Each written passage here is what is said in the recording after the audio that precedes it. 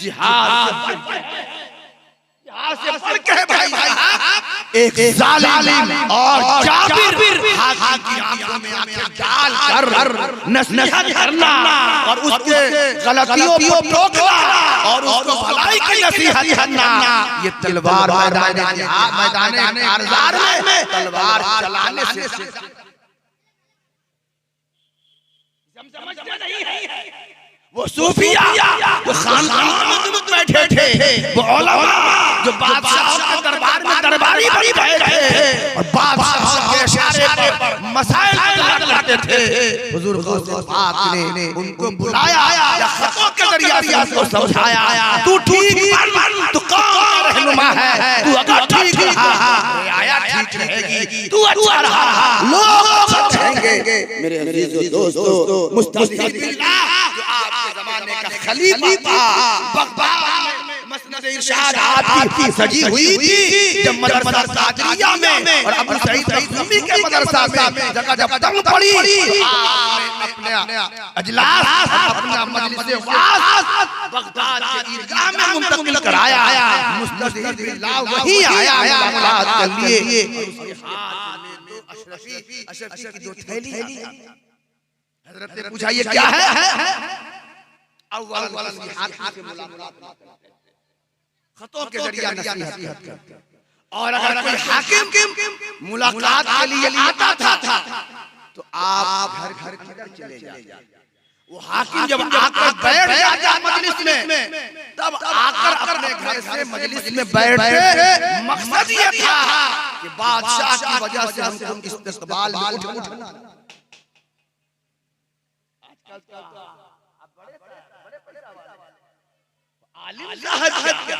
बड़े बड़े तमगा वाले भी एक अमीर की खुशनुदी और चापलूसी में इस्तकबाल के लिए खड़ा ही नहीं होता, बल्कि मौका मिले तो जूती करने के तैयार है।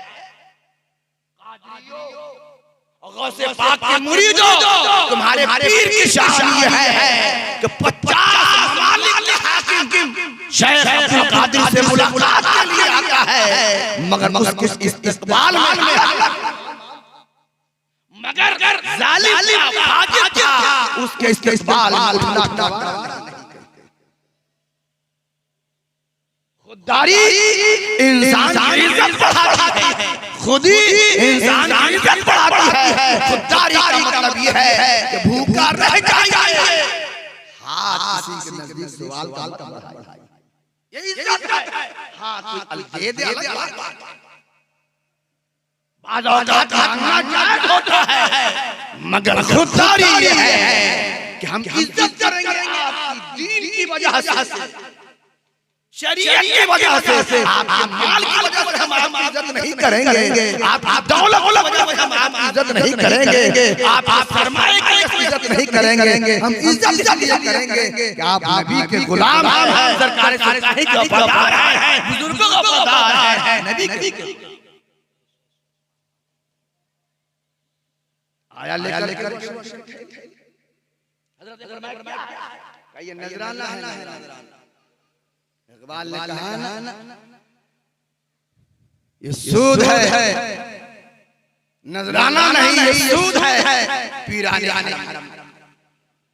इकबाल साहब बैठे थे, एक पीर साहब वहां बैठे, एक मुरीद आया, बेटी की शादी है, 100 रुपया का कर्जदार हूं, दुआ कर दीजिए कि बेटी की शादी हो जाए। उन्होंने दुआ कर इकबाल डॉक्टर इकबाल के सामने जब चलने लगा मुरीद तो 10 रुपया निकाल कर उसने अपने शेख को नजराना जब वापस चला गया तो डॉक्टर इकबाल ने शेख साहब से कहा कि इससे अच्छा था कि वो आपसे दुआ कराने ना, पहले तो 100 का कर्जदार था, अब तो 110 कर्जदार, अब तो 110 का कर्जदार हो गया। मुस्तज़हिर बिल्लाह ने मना पेश किया, आपने दोनों हाथों में अशरफी की थैली ली और यूं दबाया, जैसे ही दबाना था कि खून के कतरे निकलने लगे। फरमाया रियाया का खून चूस कर अशरफी की शक्ल में मुझको नजर। खबरदार, मैं तुझको नसीहत करता हूं कि बैतुल माल के भरने के चक्कर में रियाया पर जुल्म करो और जुल्म का माल छीनने की कोशिश। मामूली बात नहीं है। सरकार फरमाते हैं सल्लल्लाहु अलैहि वसल्लम, जालिम बादशाह के सामने हक बात कहना जिहाद।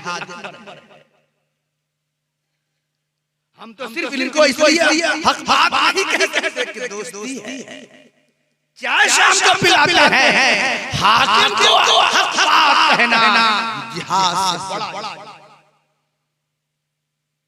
सबके खिलाफ हमारी है मेरे अजीज और दोस्तों। और बगदाद में जो मस्जिद साहब सजाई है, इल्म का दरिया बहाया है। कुरान तफसीर करते थे, एक आयत की 60 तफसीर करते थे, अहादीस का जो उनके मानी बताते थे।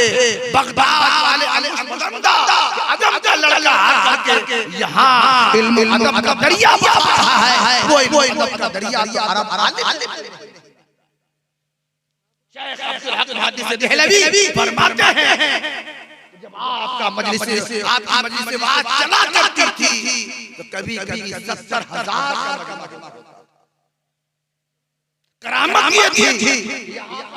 वाला जितनी आवाज वो सुनता था उतनी ही आवाज वहां बैठने वाला सुनता था।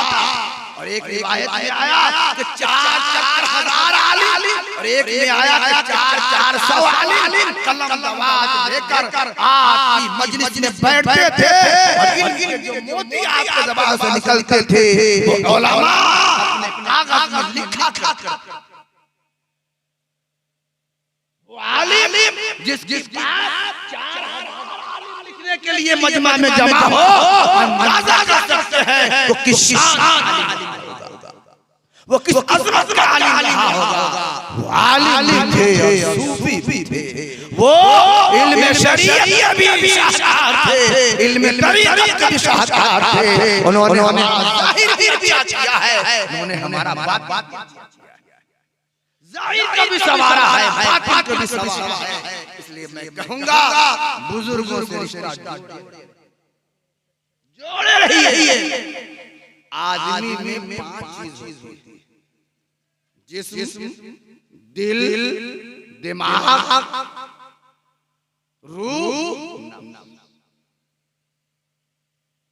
चोर आया चोरी करने बन गया, चोरी करने आया कैसे वली बन गया भाई, कैसे वली बन गया।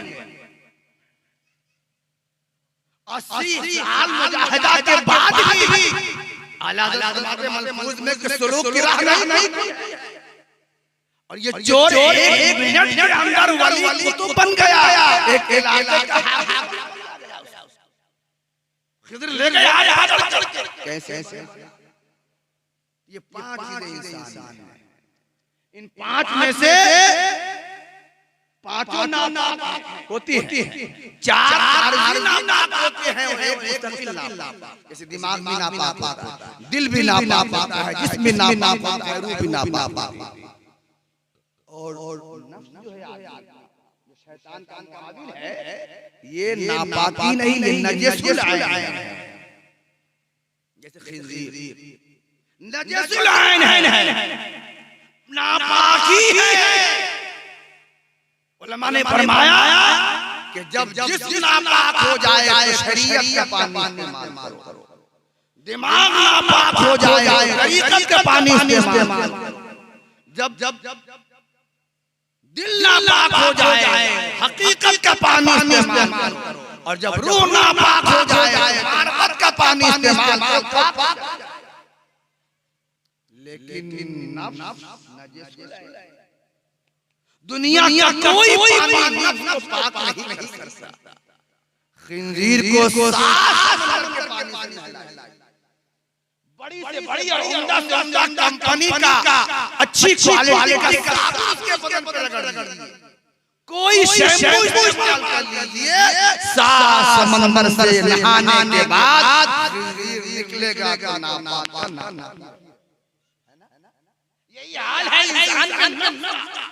ये नजरुलैन है, किसी हाल में पाक नहीं हो सकता।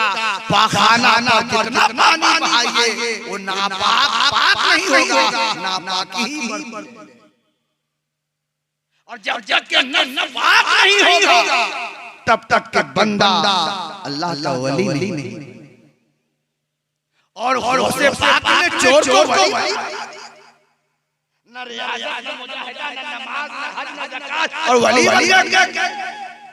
न पाक होना जरूरी है, न मरता है तो रूह और दिल जिंदा होते हैं। फिर रसाई कर रहा है।